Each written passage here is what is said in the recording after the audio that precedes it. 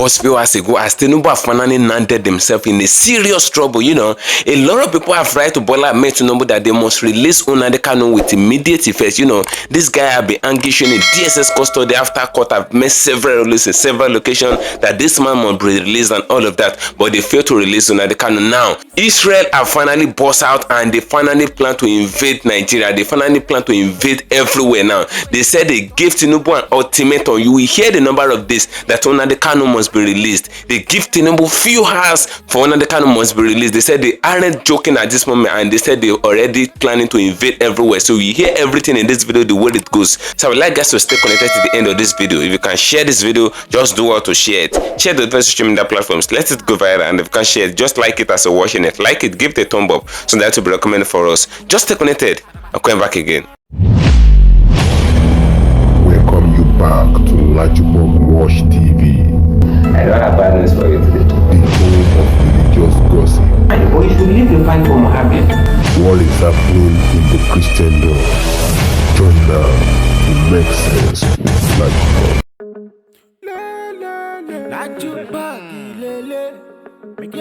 Hello my great and wonderful viewers, welcome back to LAJUPOG TV. For those of you that are fresh on this platform, for those of you that are new to this very channel, just do what to click the registration button appearing on your video screen, and at the same time click the notification bell icon so that whenever we drop a new video in few hours time, YouTube will easily let you to know. You know, the case of Nnamdi Kanu is no more a fresh case. A lot of people have written a lot of letters to the federal government, and a lot of people have written a different directive to Bola Ahmed Tinubu that Nnamdi Kanu must be released. You know, this man had been arrested from Kenya during the regime of Buhari. They kept him in custody unlawfully according to his lawyers. They said Nnamdi Kanu had been kept in custody unlawfully, and these people failed to release him. The DSS failed to release him after the court had made different rulings in different occasions that this man is not guilty of the offenses that was leveraged against him and all of that, that they should allow this man to go. But they never allowed this man to go, even when the court removed all the charges that were leveraged against him. Now, Kasala boss few hours ago, Israel is boiling right now. They said they're coming for Bola Ahmed Tinubu if Nnamdi Kanu is not being released. You will see show in this very video. They already gave Tinubu an ultimatum that Nnamdi Kanu must be released, and if Nnamdi Kanu is not being released in the time that they issued to Bola Ahmed Tinubu to release him, they said they will invade everywhere. They said they will count Nigeria as one of the terrorist countries and all of that. And as a matter of fact, they said they will invade everywhere. And I would like us to stay connected to the end of this video. If you can share the video, just do it to share it. Share it to the different social media platform. Let a lot of people get to know what is happening in Nigeria right now. The end of this case of Nnamdi Kanu is already coming. It's coming to an end gradually. So if you can share the video, just share it. If you can share it, just like it as you're watching it. Everywhere is boiling right now. You know, this thing is happening based on the fact that a lot of directives have been written to Bola Ahmed Tinubu based on Nnamdi Kanu case that they should allow this man to go. But Tinubu is scared of the fact that if they should allow him to go, he will still be agitating for Biafra and all of that. And they never wanted this man to agitate for the state of Biafra. That's what they're trying to do. Now, what is the concern of Israel? Israel have finally burst a few hours ago. They said Nnamdi Kanu must be released, that if he is not released, that they will plan to Islamize Nigeria, that Iran that Israel is fighting right now, Iran is trying to Islamize Nigeria. And you can see that they passed a bill of a Sharia law in the House of Assembly a few days ago, and a lot of lawmakers kicked against it. They said Nigeria is not an Islamic country. Then why are they trying to pass a Sharia law and all of that, since Nigeria is not an Islamic country? Nigeria is both a Christian country and an Islamic country. Now, Kasala boss few hours ago, Israel ambassador boss out. He made it known to the general public that Iran that Israel is fighting is trying to put some terrorist group into Nigeria, that they want to terrorize Nigeria and by so doing turn Nigeria to an Islamic country. They said their plan now is to turn Nigeria to an Islamic country. And you know, this Nigeria in question have a good number of pastors. They have a good number of pastors that are well recognized globally, and Israel himself respect Nigerian men of God and they respect Nigerian Christianity. So they don't want to open their eyes on ground for Nigeria to be Islamized. So that's why Israel is trying everything possible so that Nigeria will not be Islamized. They said if Nnamdi Kanu can be released, the southeast region of Nigeria is a Christian region, and they did not want Nnamdi Kanu to remain in custody, because if Nnamdi Kanu should remain in the custody, it is possible that they Islamize the southeastern part of Nigeria. And Israel already know this, because this Nnamdi Kanu in question goes to Jerusalem often and often, and and by so doing, a lot of people in the Biafran, a lot of people in the southeastern part, they love Christianity so much, and that is what drew the attention of Israel to what is happening in Nigeria. Israel is fighting Iran, and as a matter of fact, Iran is doing everything possible to Islamize Nigeria. They putting everything in place according to what the Israel ambassador said. And you know,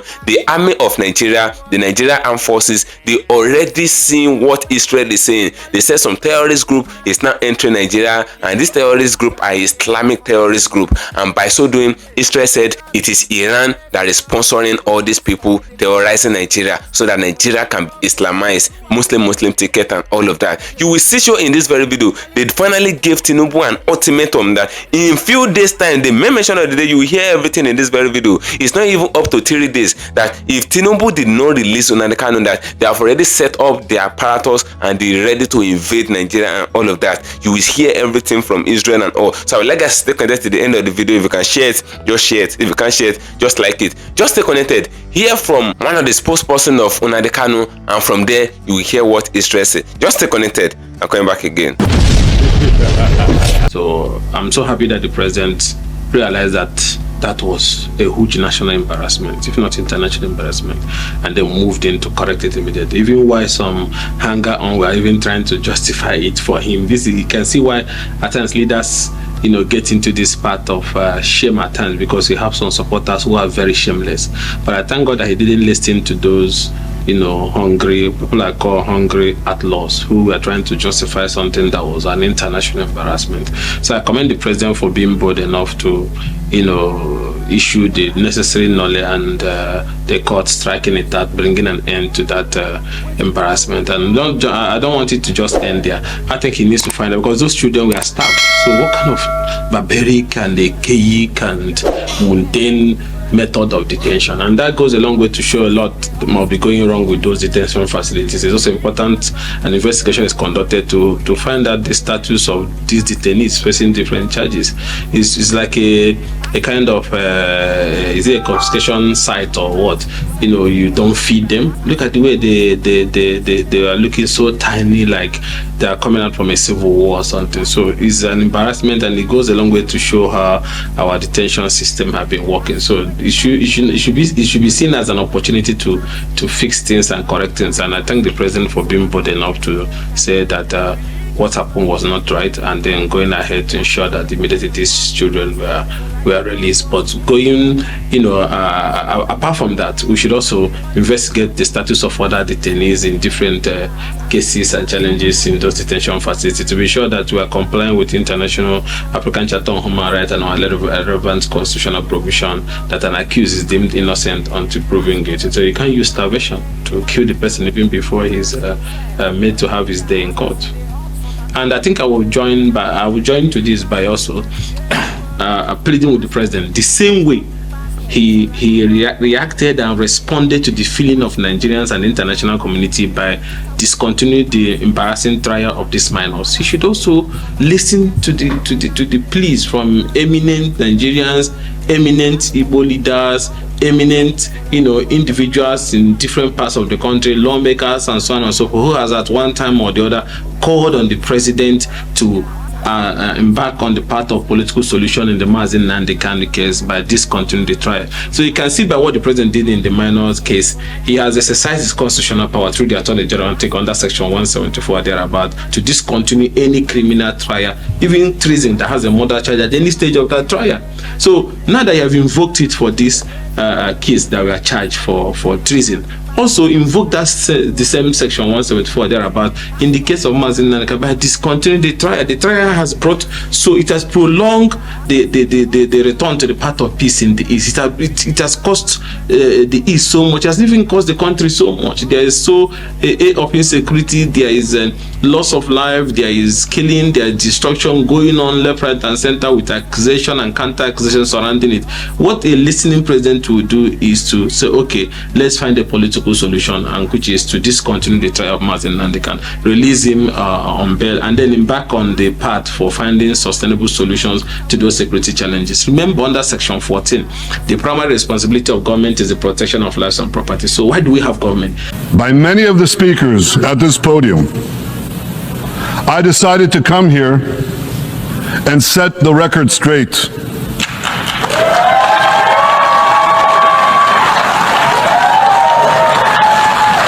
I decided to come here to speak for my people, to speak for my country, to speak for the truth.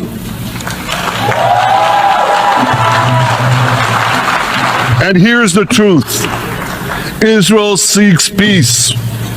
Israel yearns for peace. Israel has made peace and will make peace again.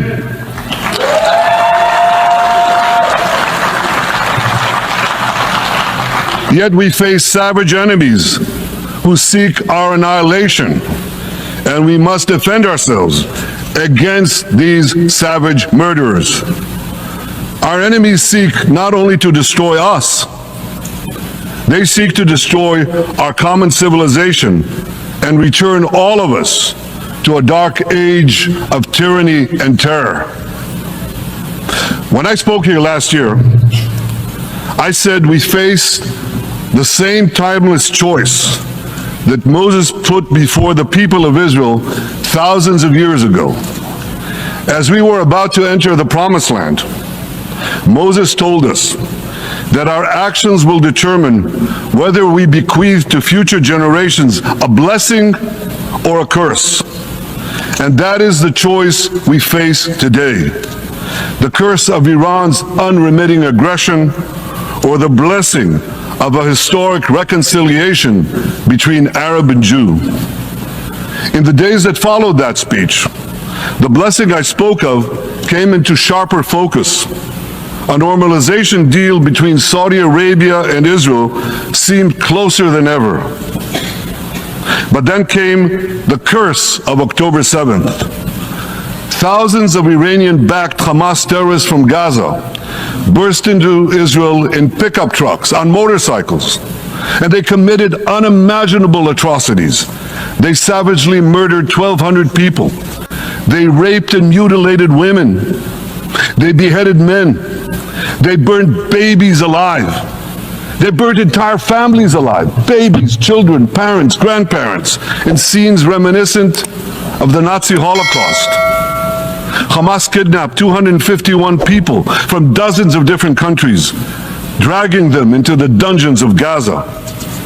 Israel has brought home 154 of these hostages, including 117 who returned alive. I want to assure you, we will not rest until the remaining hostages are brought home too. And some of their family members are here with us today. I ask you to stand up.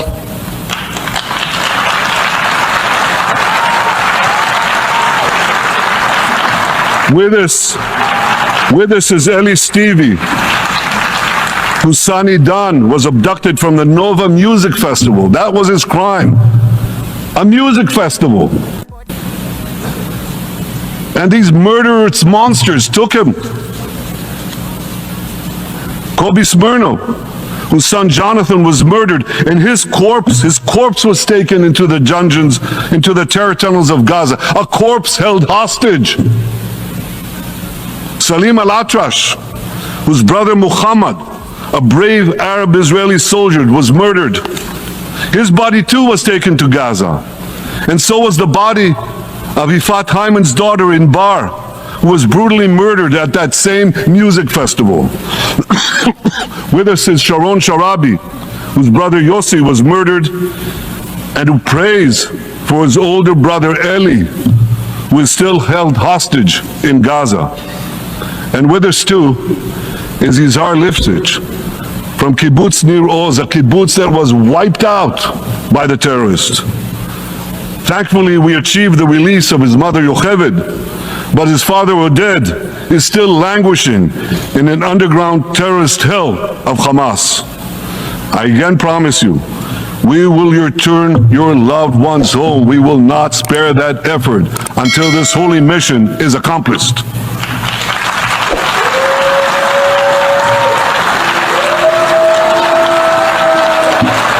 Ladies and gentlemen, the curse of October 7th began when Hamas invaded Israel from Gaza. But it didn't end there. Israel was soon forced to defend itself on 6 more war fronts organized by Iran. On October 8th, Hezbollah attacked us from Lebanon. Since then, they fired over 8,000 rockets at our towns and cities, at our civilians, at our children. 2 weeks later, the Iran-backed Houthis in Yemen launched drones and missiles at Israel, the first of 250 such attacks, including one yesterday aimed at Tel Aviv. Iran's Shiite militias in Syria and Iraq have targeted Israel dozens of times over the past year as well. Fueled by Iran, Palestinian terrorists in Judea and Samaria perpetrated scores of attacks there and throughout Israel.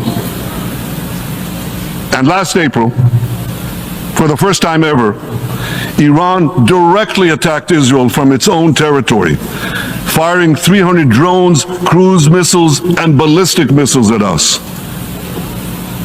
I have a message for the tyrants of Tehran. If you strike us, we will strike you. There is no place.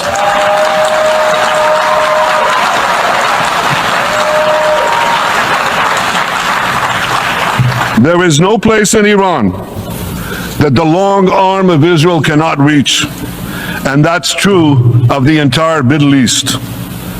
Far from being lambs led to the slaughter, Israel's soldiers have fought back with incredible courage and with heroic sacrifice. And I have another message for this assembly and for the world outside this hall. We are winning.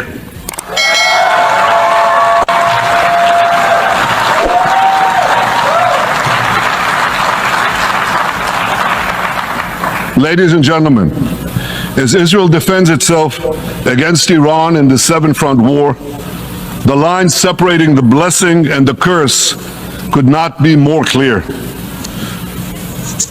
This is the map I presented here last year.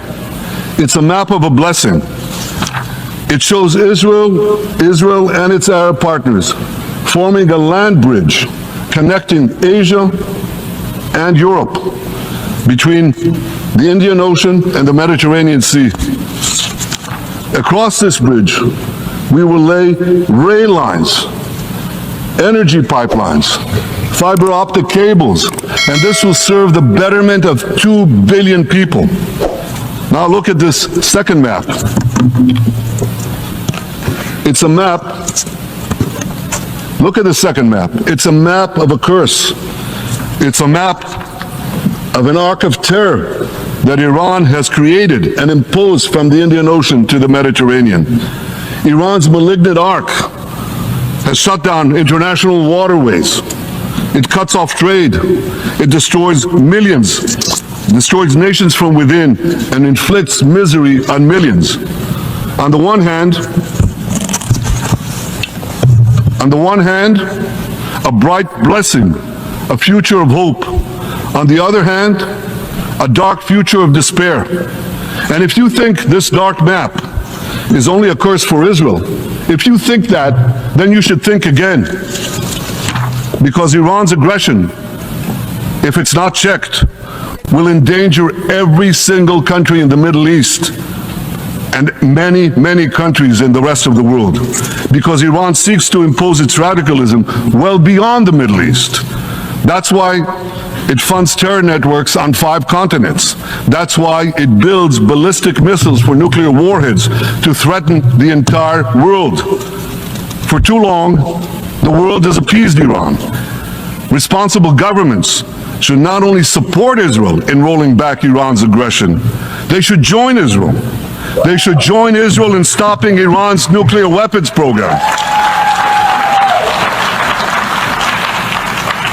In this body, in the Security Council, we're going to have a deliberation in a few months.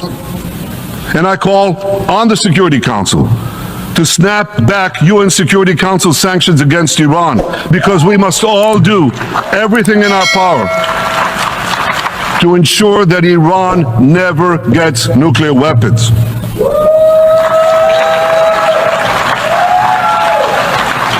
For decades, I've been warning the world against Iran's nuclear program. Our actions delayed this program, by perhaps a decade. But we haven't stopped it. We've delayed it, but we haven't stopped it. Iran now seeks to weaponize its nuclear program for the sake of the peace and security of all your countries. For the sake of the peace and security of the entire world, we must not let that happen. And I assure you, Israel will do everything in its power to make sure it doesn't happen.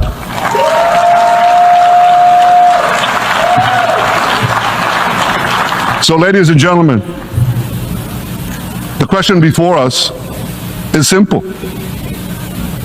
Which of these two maps that I showed you will shape our future? Will it be the blessings of peace and prosperity for Israel, our Arab partners, and the rest of the world? Or will it be the curse in which Iran and its proxies spread carnage and chaos everywhere? Israel has already made its choice. We've decided to advance the blessing. We're building a partnership for peace with our Arab neighbors while fighting the forces of terror that threaten that peace.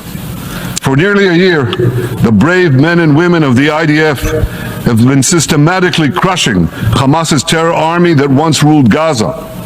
On October 7th, the day of that invasion into Israel, that terror army numbered nearly 40,000 terrorists. It was armed with more than 15,000 rockets. It had 350 miles of terror tunnels, an underground network bigger than the New York subway system, which they used to wreak havoc above and below ground. A year later, the IDF has killed or captured more than half of these terrorists, destroyed over 90% of their rocket arsenal, and eliminated the key segments of their terror tunnel network. In major military operations,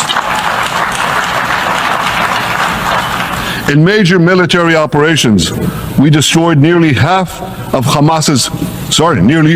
of Hamas's terror battalions, 23 out of 24 battalions. Now, to complete our victory, we are focused on mopping up Hamas's remaining fighting capabilities. We are taking out senior terrorist commanders and destroying remaining terrorist infrastructure. But all the while, and I'll say this one more time, we remain focused on our sacred mission, bringing our hostages home, and we will not stop until that mission is complete. Now, ladies and gentlemen, even with Hamas's greatly diminished military capability, the terrorists still exercise some governing power in Gaza by stealing the food that we enable aid agencies to bring into Gaza. Hamas steals the food, and then they hike the prices. They feed their bellies, and then they fill their coffers with money that they extort from their own people. They sell the stolen food at exorbitant prices, and that's how they stay in power. Well, this too has to end, and we're working to bring it to an end.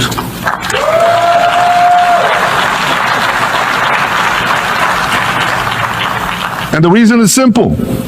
Because if Hamas stays in power, it will regroup, rearm, and attack Israel again and again and again, as it is vowed to do. So Hamas has got to go.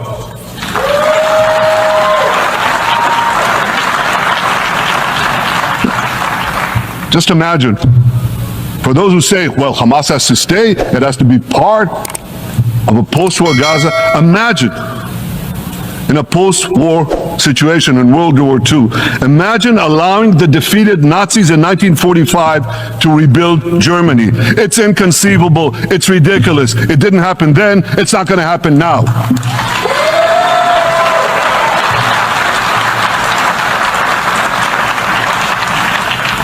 This is why Israel will reject any rule for Hamas in a post-war Gaza. We don't seek to resettle Gaza. What we seek is a demilitarized and de-radicalized Gaza. Only then can we ensure that this round of fighting will be the last round of fighting. We are ready to work with regional and other partners to support a local civilian administration in Gaza committed to peaceful coexistence. As for the hostages, I have a message for the Hamas captors. Let them go. Let them go. All of them. Those alive today must be returned alive, and the remains of those whom you brutally killed must be returned to their families. Those families here with us today and others in Israel deserve to have a resting place for their loved ones, a place where they can grieve and remember them. Tentacles that span in all continents. It has murdered more Americans and more Frenchmen than any group except bin Laden. It's murdered the citizens of many countries represented in this room.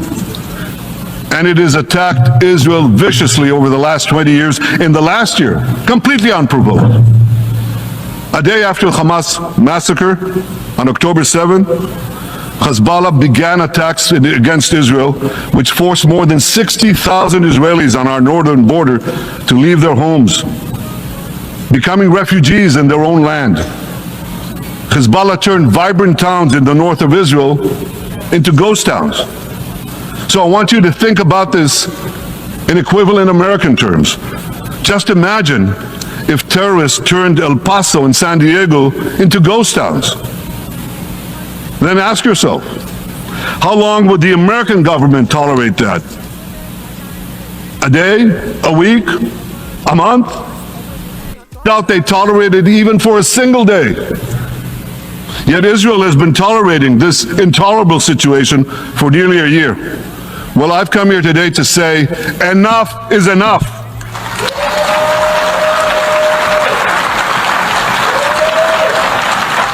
We won't rest until our citizens can return safely to their homes. We will not accept a terror army perched on our northern border, able to perpetrate another October 7th style massacre.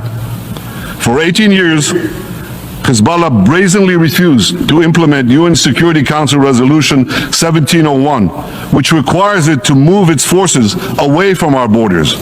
Instead, Hezbollah moved right up to our border. They secretly dug terror tunnels to infiltrate our communities and indiscriminately fired thousands of rockets into our towns and villages. They fire these rockets and missiles not from military sites. Not from that. They do that too. But they fire those rockets and missiles after they place them in schools, in hospitals, in apartment buildings, and in the private homes of the citizens of Lebanon.